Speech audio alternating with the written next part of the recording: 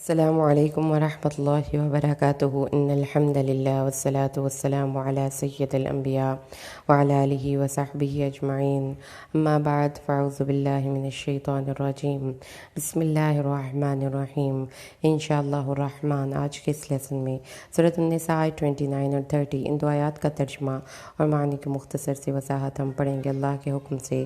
اعوذ باللہ من الشیطان الرجیم بسم اللہ الرحمن الرحیم یا ایہا الذین، اے وہ لوگو جو آمنو ایمان لائے ہو، لا تأکلوا مت کھاؤ اموالکم اپنے مال، بینکم آپس میں بالباطل باطل طریقے سے، الا سوائے اس کے ان تکونا یہ کہ ہو تجارت عن تراض منکم تمہاری رضامندی سے، ولا تقتلوا انفسکم اور خود کو قتل نہ کرو، ان اللہ کان بکم رحیما بے شک اللہ ہے تم پر مہربان، امن اور جو کوئی یفعل کرے گا ذالک یہ عدوانا سرکشی و ظلمن اور ظلم سے، وسوف پسند قریب نسلیہ ہم داخل کریں گے اس کو آگ میں، وکان ذالک اور یہ ہے علی اللہ اللہ پر یسیر آسان۔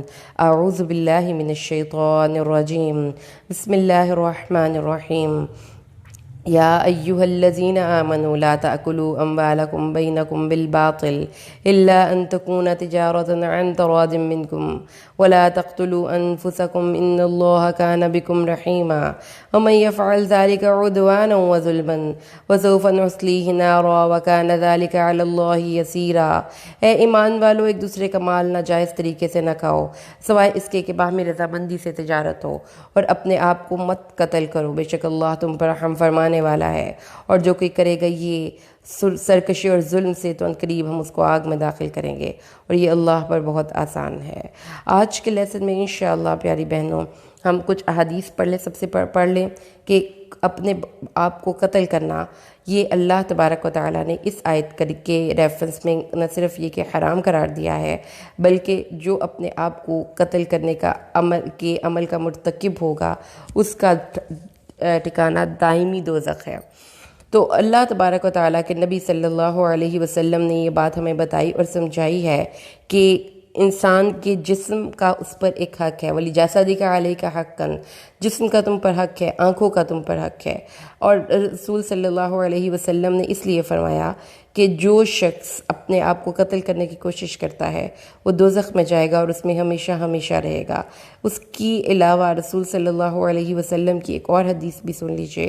رسول صلی اللہ علیہ وسلم نے یہ بات ہمیں بتائی کہ جو شخص اپنے آپ کو قتل کرنے کی کوشش کرے گا، اللہ تبارک و تعالیٰ کہ جس بھی آلے سے، کس بھی ذریعے سے وہ خود کو قتل کرتا ہے، چاقو سے، بندوق کی گولی سے، کسی دوائی سے، زہریلے مادے سے نیچے سے جل کر، گر کر، آگ پانی میں چھلانگ لگا کر، کسی بھی جو ایک اس نے تکلیف اس وقت برداشت کی جب اس کو موت واقع ہو رہی تھی، یہ تکلیف اس کو مسلسل برداشت کرنی پڑے گی جب وہ روز محشر میں اللہ کے حضور میں پیش ہوگا۔ اس وجہ سے رسول صلی اللہ علیہ وسلم نے یہ بات ہمیں بتائی کہ اپنے آپ کو قتل کرنے کی کبھی بھی کوشش نہیں کرنی چاہیے، حتیٰ کہ اپنے مرنے کی دعا بھی نہیں مانگنی چاہیے، اور نہ ہی یہ کہنا چاہیے کہ اللہ مجھے موت دے دے، کیونکہ یہ چیز اللہ کو نہیں پسند کہ دنیا میں جتنی بھی نعمتیں اس نے اللہ تبارک و تعالیٰ نے پیدا کی ہیں، کھانے کی، پینے کی، اور آپ کی ہوا کی، سورج کی، اپنے فرینڈز کی، ریلیشنز کی، جتنی بھی نعمتیں ہیں ان نعمتوں کو اللہ تبارک و تعالیٰ نے کو انجوائے کرنے کی شرط زندگی ہے۔ اس لیے اللہ تبارک و تعالیٰ نے اس بات کو منع کیا ہے کہ کوئی شخص خود کو قتل کرنے کی کوشش کرے، اور کوئی شخص خود کو مارنے کے لیے کوئی بھی ذریعہ یا کوئی بھی راستہ اختیار کرے۔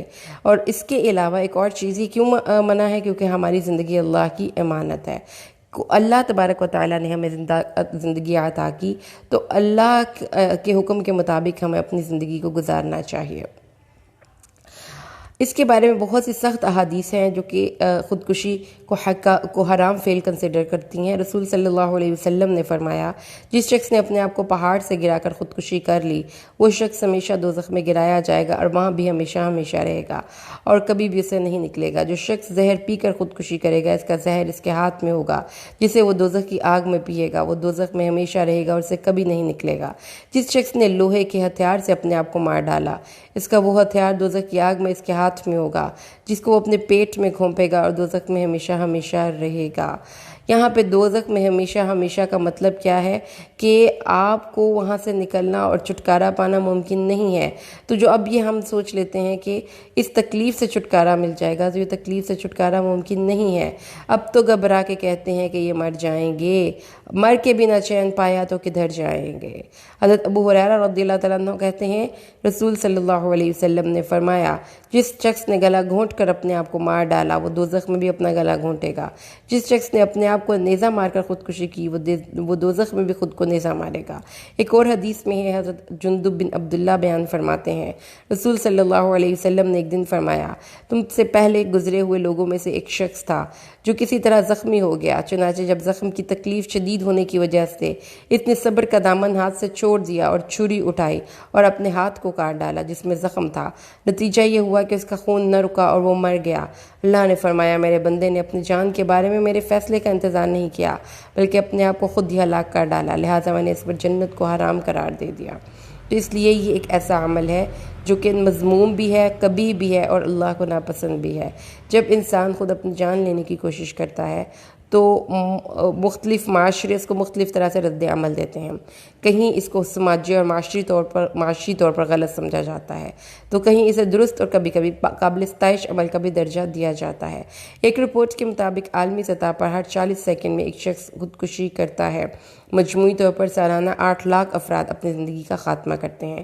WHO کی ایک رپورٹ کے مطابق 29 سے 29 سال کی عمر میں اموات کی دوسری بڑی وجہ خودکشی کے واقعات دنیا میں رونما ہوتے ہیں، اور 2016 میں WHO کے مطابق 2016 کے جتنے بھی خودکشی کے واقعات ہوئے اس میں 75% وہ لوگ تھے جو کہ غربت سے تعلق رکھتے تھے اور غریب خاندانوں میں سے بلانگ کرتے تھے۔ Human rights commission of Pakistan کی رپورٹ کے مطابق 2015 میں خودکشی کے 1900 واقعات ریکارڈ کیے گئے۔ 2016 اور 2017 میں یہ تعداد بڑھ کر 2016 میں 2300 اور 2017 میں 3500 تک جا پہنچی، اور HRCB کی رپورٹ کے مطابق خودکشی کے 90% واقعات میں کوئی نہ کوئی ذہنی بیماری، کوئی نہ کوئی ذہنی عارضہ، کوئی نہ کوئی ڈپریشن، کوئی نہ کوئی معاملے کی تہہ میں نہ پہنچنا، سطحی سوچ رکھنا، اپنے معاملات کو ڈیل نہ کر پانا، جسمانی طور پر یا نفسیاتی طور پر کمزور ہونا، کمزور قوت فیصلہ، معاملات کی تہہ تک نہ پہنچنا، یہ ہیں وہ وجوہات۔ اور عالمی ادارہ صحت نے پیش گوئی کی ہے کہ 2019 میں تقریباً یہ تعداد بڑھ سکتی ہے، لیکن ابھی تک اس کی کوئی سرکاری اعداد و شمار ہمارے پاس نہیں۔ ٹھیک ہے جی۔ اس کے علاوہ اگر آپ دیکھتے ہیں تو آپ یہ دیکھیں گے کہ خودکشی کی بڑی وجہ کیا، جیسا کہ ہم نے دیکھا ہے کہ ذہنی پرابلم ہے اور جسمانی مسائل اور یہ سارا کچھ ہے، لیکن اس کے ساتھ ساتھ ہمیں یہ چیز ذہن میں رکھنی چاہیے کہ جو بندہ بھی خودکشی کرنے کی کوشش کر رہا ہے وہ کوئی بھی کیوں نہ ہو، وہ کوئی بھی XYZ یا ABC ہے، وہ دنیا کے کسی بھی ملک میں تعلق رکھتا ہے، اس کے پیچھے جو کچھ نفسیاتی عوامل کار فرما ہوتے ہیں۔ سب سے پہلی بات تو یہ ہے کہ یو فیل ورتھ لیسنس، آپ کو اپنی زندگی بے وقت لگتی ہے۔ اس کی وجہ کیا ہو سکتی ہے؟ کوئی آپ کسی ایسے ریلیشن نے آپ کو ڈچ کیا جسے آپ بہت محبت کرتے تھے، کوئی ایسا تعلق آپ کی زندگی میں تھا جو کہ آپ کو اپنی زندگی سے بھی عزیز تھا، آپ نے حد سے زیادہ مخلص ہو کر اس کے ساتھ چلنے کی کوشش کی۔ یہ ہے ایموشنل ریزنز، بریک اپس ہو جاتے ہیں۔ آپ نے یہ دیکھا ہوگا، یہ بھی پیچھے بھی ہم نے واقعہ دیکھا تھا عائشہ کا، جو اپنے ہسبینڈ کی وجہ سے بریک اپ یا کچھ بھی اس نے اس ایموشنز میں آ کر اپنے آپ کو اس دریا میں کود کر خودکشی کر لی۔ انڈیا کی بچی تھی وہ۔ اس کے علاوہ آپ دیکھیں گے کہ یہ ایموشنل بریک اپس بھی بہت بڑی وجہ ہے۔ اگر آپ جا کر یہ ڈاٹا دیکھتے ہیں کہ لڑکی ہے، اس کی محبت میں ناکامی ہوئی ہے تو اس نے گولیاں کھا لی، لڑکوں نے خودکشی کر لی۔ اس کے علاوہ اور کیا ریزن ہے کہ آپ کی زندگی میں بس ڈارکنیس ہے، ہر سائڈ پہ جہاں پہ بھی آپ جاتے ہیں دروازہ بند ملتا ہے، کوئی بھی آپ کو امید افزا بات سنائی نہیں دیتی، دکھائی نہیں دیتی، اور آپ سمجھتے ہیں کہ اب میں جی کر کیا کروں گا۔ یہ بھی وجہ ہے کہ یعنی کہ آپ اپنے فائنینشیل برڈنس میں، آپ اپنی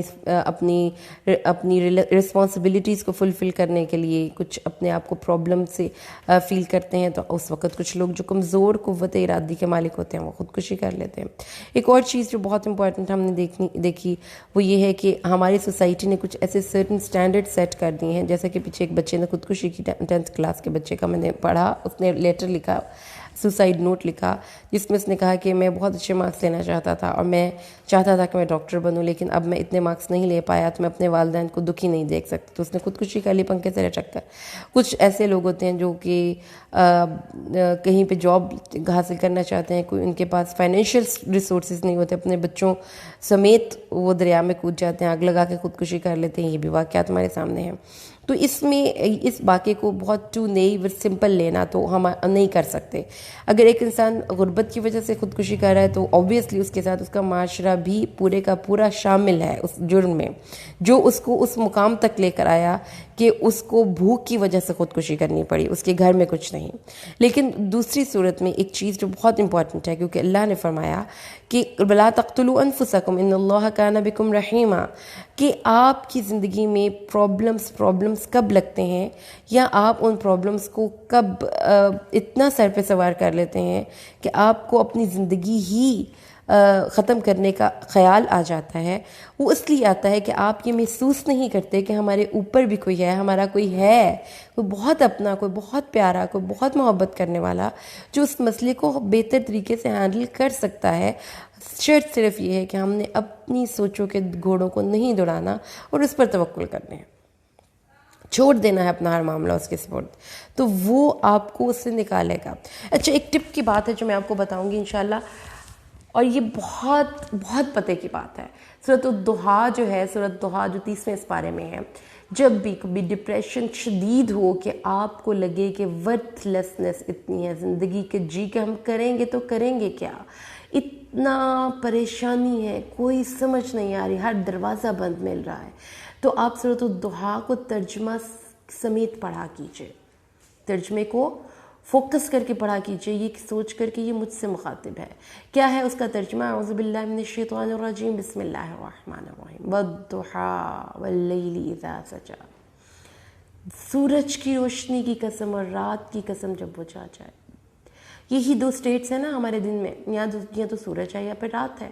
تو جب سورج ہے تو کون سوچ سکتا ہے کہ رات ہوگی، اور جب اندھیرا ہر طرف اپنے پنجے گاڑ کر بیٹھا ہے تو کون سوچ سکتا ہے کہ سورج کا وجود بھی ہے۔ تو یہی ہیں دو سٹیٹس زندگی میں۔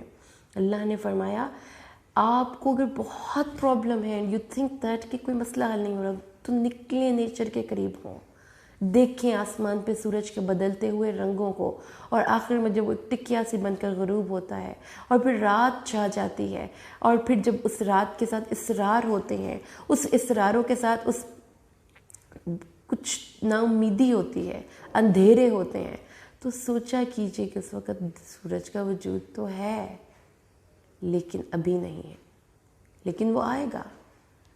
ہمیشہ رات نہیں رہتی، جتنی مرضی گہری کالی رات ہو وہ ختم ہوتی ہے اور سورج نکلتا ہے۔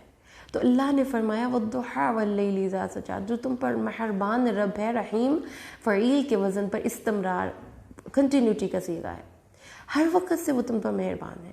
اس نے رات اور دن کو بنا کر تمہیں یہ چیز سمجھائی، یہ ایک سمبل ہے، واللیل ما ودعک ربک وما قلی، سمجھے کہ یہ آیت مجھ سے مخاطب ہو رہی ہے۔ اللہ فرماتا ہے میں نے تمہیں نہیں چھوڑا، وَلَلْآخِرَةُ خَيْرٌ لَكَ مِنَ الْأُولَىٰ، جو آخرہ ہے وہ تم سے پہلی حالت سے بہتر ہے۔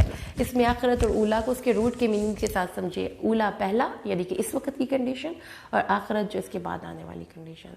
آخرت میں جو ملے گا دنیا سے بہتر ہوگا، وَلَسَوْفَ يُعْطِيكَ رَبُّكَ فَتَرْضَىٰ، یہ جو آزمائشیں ہیں اس کے بعد جو تجھے ملنے والا ہے، اللہ کی قسم اللہ راضی کر دیتا ہے۔ اللہ فرماتا ہے تم راضی ہو جاؤ گے۔ سوچئے کہ یہ مجھ سے مخاطب میرا رب ہے، کہتا ہے کہ نہیں چھوڑا میں نے تمہیں، کہتا ہے کہ رات اور دن کو دیکھو، وہ کہتا ہے کہ اپنی سوچوں پہ کام کرو، یہ سوچو ہی نہ کہ یہ رات کبھی ختم نہیں ہو سکتی، ایسا نہیں ہے، نیچر کو دیکھو۔ پھر فرمایا کہ دیکھو میں تمہیں کبھی تنہا نہیں چھوڑوں گا، اور جو تمہیں ملے گا وہ دنیا سے بہتر ہوگا۔ الم یجدک یتیما فآویٰ، Now look upon the previous situations، دیکھو تو صحیح کس کس مقام پر اللہ نے تمہاری ہیلپ کی، جب تم بے یار و مددگار تھے، ہیلپ لیس تھے، تمہارا کوئی سہارا نہیں تھا، بے سہارا تھے، اللہ نے تمہیں اس وقت سپورٹ دیا۔ دیکھو وہ کیفیت دیکھو، الم یجد کا یتیمن فآویٰ ووجدک ضالا فہدیٰ، راستے کی سمجھ نہیں آ رہی تھی، اللہ نے تمہاری فہم کھولی، تمہیں سمجھایا کہ کہاں جانا ہے، تمہیں ہدایت دی، ووجدک عائلا فاغنیٰ، تمہارے پاس تم غریب تھے، اللہ نے تمہیں انسانوں سے غنی کر دیا، تمہیں اپنی ذات اپنی رحمت سے وہ عطا فرمایا، تو پھر تم کیوں نا امید ہو؟ اتنے بڑے مہربان رب کے ہوتے ہوئے نا امیدی، ان اللہ کان بکم رحیما، کیسے تم لوگ اللہ تعالیٰ کی کتنی بڑی ناقدری کہ اس اللہ کی محبت کو چھوڑ کر انسانوں کی محبت کو سینے سے لگاتے ہو، اور جب تمہیں ناقدری کا سامنا کرنا پڑتا ہے پھر روتے ہو، تو اس اللہ کے پاس لوٹ جاؤ نا، تو رحمان، وہ تو مہربان ہے۔ ان اللہ کان بکم رحیما، اللہ فرماتا ہے وَأَمَّا الْيَتِيمَ فَلَا تَقْهَرْ وَأَمَّا السَّائِلَ فَلَا تَنْهَرْ، جب آپ کو ڈپریشن ہوتا ہے، جب آپ اداس ہوتے ہیں، جب آپ نا امید ہوتے ہیں، تو ہم کیا کرتے ہیں؟ ہمارے اوپر موڈ سوئنگس آتے ہیں، ہم بیڈ موڈز کے ساتھ برے طریقے سے لوگوں کے ساتھ ٹریٹ کرتے ہیں، اور اس میں کتنی بڑی ایک نفسیات بتا دی گئی کہ جب آپ کے اوپر بیڈ موڈ سوئنگس آتے ہیں تو آپ کبھی اپنے باس پہ یل ایٹ نہیں کرتے، آپ اپنے باس پہ نہیں چیختے چلاتے، کبھی آپ اپنے سے بڑے کو جا کر تھپڑ نہیں مار دیتے، ہم اپنا غصہ نکالتے ہیں اسکیپ گاٹ کرتے ہیں، ہم اپنے سے چھوٹوں پر اپنا غصہ نکالتے ہیں، ان پر نکالتے ہیں جو ہم سے قریب ہیں، جن پر ہم قابو پا سکتے ہیں۔ تو اللہ نے فرمایا ایسا نہیں کرنا، ان کا قصور نہیں ہے، اپنے آپ کو ٹیم کرو، اپنے آپ کو سمجھاؤ، یہ کنڈیشن بھی میری زندگی میں گزر جائے گی، اللہ کا سہارا موجود ہے، اور وہ بہت عظیم الشان سہارا ہے۔ اور آخر میں اللہ نے کتنی خوبصورت بات کی، this is the biggest advice for the people who are feeling depression، وَأَمَّا بِنِعْمَةِ رَبِّكَ فَحَدِّثْ، جب آپ پر ڈپریشن چھا رہا ہوتا ہے نا، تو آپ اس وقت شیطانی فسٹ میں ہوتے ہیں، شیطان کے قبضے میں ہوتے ہیں، اور شیطان کا سب سے بڑی پرابلم کیا تھی کہ وہ براڈ ویژن نہیں رکھتا تھا، وہ چیزوں کو ایک مخصوص نقطہ نگاہ سے دیکھنے کا عادی تھا، وہ بہت چھوٹا سوچتا تھا، اور چھوٹا سوچتا ہے، اور شیطان کے ساتھی بھی چھوٹا ہی سوچتے ہیں، وہ بہت سطحی سوچ رکھتے ہیں، اس سے نیچے ان کا نہ ویژن جاتا ہے، نہ ان کی سوچیں ان کو اجازت دیتی ہیں کہ وہ سوچ پائیں کہ یہ بھی ہو سکتا ہے۔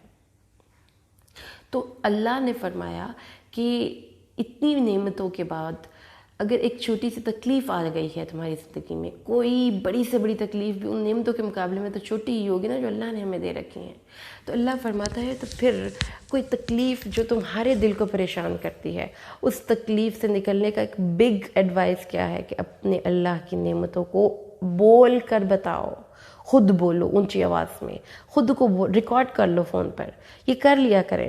جب آپ کو ڈپریشن ہو رہا ہے تو دیکھیں کہ اللہ نے مجھے کتنا کچھ دے رکھا ہے، اس ریلیشن نے اگر مجھے ڈچ کیا تو کیا ہوا، اس ریلیشن نے مجھے پہلے سپورٹ بھی تو کیا تھا، اگر اس ریلیشن میں، اور ایک مزے کی اور بات میں نے اپنی لائف میں آبزرو کر کے دیکھی ہے، وہ یہ ہے کہ ہر رشتہ آپ کی اسٹرینتھ بن سکتا ہے، ہر انسان سے آپ فائدہ اٹھا سکتے ہیں، صرف اور صرف آپ کو اس انسان کو ڈیل کرنا آنا چاہیے۔ اگر آپ اس کو ڈیل کرنا سیکھ لیں، اس کو اس کی شرطوں پہ جا کر ملیں، یہ نہ سوچیں کہ یہ خود کو مولڈ کرے میری وجہ سے، خود کو تبدیل کرے، جیسا وہ ہے اس کو ایکسیپٹ کر کے اس سے پھر آپ فائدہ اٹھا سکتے ہیں، مزاج سمجھ کر اس کے مطابق اس سے کام لے سکتے ہیں۔ تو اللہ تعالیٰ نے فرمایا میری نعمتوں کا اظہار کیجئے، حدث، اللہ کی نعمتوں کا اظہار کیجئے۔ تو یہ چیزیں لکھ لیں، کسی کو بتائیں، خود بولیں، آپ کی سوچوں کی میں بہت وسعت آئے گی۔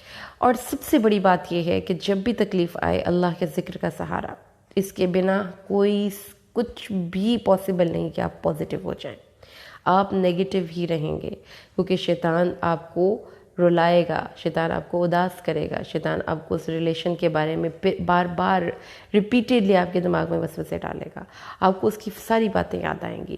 اگر کسی ریلیشن نے آپ کو ڈچ کیا ہے تو یقین مانیے، اگر کسی ریلیشن کی ڈسیو کیا ہے اور اس کی وجہ سے آپ اداس ہیں، تو قصور تو میرا تھا نا، کہ میری خالص محبت صرف اللہ کے قابل تھی، میری خالص محبت کی قدر صرف وہ رب اللہ ہی کر سکتا ہے۔ میں اپنی خالص محبت کسی انسان کو دے کر ناقدری پہ رہوں گی تو قصور تو میں خود ہوں، کہ میں میں نے اپنی خالص محبت کسی انسان کو دی اور اس سے ریوارڈ چاہا. اس لیے ہر رشتہ اللہ کے لیے نبھایا کیجیے. ہر راستے میں اپنے اللہ کا ہاتھ تھام لیجیے. وہ توکل کے راستے پر جب ہم چلتے ہیں تو پھر کوئی بڑی سے بڑی تکلیف بھی تکلیف نہیں لگتی. ابراہیم کو جب آگ میں پھینکنے لگے تھے، اس سے بڑی بھی تکلیف کسی کی ہو سکتی ہے؟ تو حضرت ابراہیم نے کہا جیسا میرا رب چاہے. تو اللہ نے پھر کیسے اپنے خلیل کی مدد کی؟ قُلْنَا يَا نَارُ كُونِي بَرْدًا وَسَلَامًا عَلَىٰ إِبْرَاهِيمَ. کیا اس وقت ابراہیم سوچ سکتے تھے کہ آئندہ آنے والا وقت کیسے آگ کو ٹھنڈا کرے گا؟ نہیں تھا. حضرت موسیٰ اپنی قوم کو لے کر گئے اور دیکھا کہ پیچھے دشمن ہے اور آگے سمندر ہے. قال اصحاب موسیٰ انا لمدرکون. موسیٰ کے صحاب نے کہا آج تو پکڑے گئے موسیٰ، مارے گئے. حضرت موسیٰ کا یقین دیکھیے. قال کلا ان معی ربی سیہدین. نہیں، میرا رب میرے ساتھ ہے، مجھے ہدایت دے گا، مجھے راستہ دکھائے گا. کیسا یقین ہے یہ کہ کچھ ظاہری اسباب نظر ہی نہیں آ رہے، سمندر کی بے رحم موجیں ہیں اور پیچھے دشمن ہے. کیسے یقین؟ اس یقین کے درجے تک کوئی پہنچ کے اللہ سے مانگ کے دیکھے تو صحیح. جب ہمارا یقین ہی کم ہے، ہمارے عقیدے میں ہی مسئلہ ہے، ہمیں پتہ ہی نہیں کہ اللہ کی شان کیا ہے. یہ ممکن اور ناممکن میری پیاری بہنوں ہماری سوچوں کے مطابق ہے. اس لیے ہر جذبہ اللہ کے لیے خالص کریں تو اس وقت پھر کسی انسان کے پیچھے لگ کر آپ کو رونے کی کرلانے کی ضرورت نہیں ہوگی. اب یہ دیکھ لیں کہ اللہ بھرے خزانوں کا مالک ہے، اسی سے مانگیں. کیونکہ آپ اس اللہ کے ہوتے ہوئے کسی انسان کے آگے ہاتھ دراز کر کیسے سکتے ہیں؟ کیا یہ آپ کی اس عقیدہ توحید آپ کو اجازت دیتا ہے؟ نہیں دیتا، اور دینا بھی نہیں چاہیے. اس اللہ سے مانگیں، اس اللہ سے مانگیں تو جس انسان کو یہ یقین ہو جائے. اب قرآن پاک میں اتنی مزے کی انالوجیز ہیں. ایک طرف وہ لوگ چھوٹے سے مسائل پر اپنی جان کی بازی ہار دینے کا سوچتے ہیں، جبکہ دوسری طرف کچھ ایسے بھی اللہ والے تھے جو سمندر میں گئے مچھلی کے پیٹ میں، اب تم مرنا ہی مرنا ہے. لیکن اس سچویشن میں بھی انہوں نے اللہ سے یہی مانگا، لا الہ الا انت سبحانک انی کنت من الظالمین. اللہ اس سے نکال دے، میں جینا چاہتا ہوں. زندگی کی نعمت کی قدر کیجئے، یہ بہت بڑی نعمت ہے. اور جب زندگی ملی تو لمحے لمحے میں شکر ادا کیجئے، لمحے لمحے کو انجوائے کیجئے. کوئی رشتہ زندگی میں مر کر چلا گیا، زندہ رہ کر چلا گیا تو کیا ہوا؟ میرا وجود تو ایک قیمتی چیز ہے، میں تو اشرف المخلوقات ہوں. میں اس ہوا کو انجوائے کروں گی، میں اس کائنات میں بکھری ہوئی خوبصورتیوں کو انجوائے کروں گی. میں اپنے وجود کے ساتھ وقت گزاروں گی اور اپنے اللہ کے ساتھ اپنا اچھا وقت گزار کر اس دنیا سے جاؤں گی.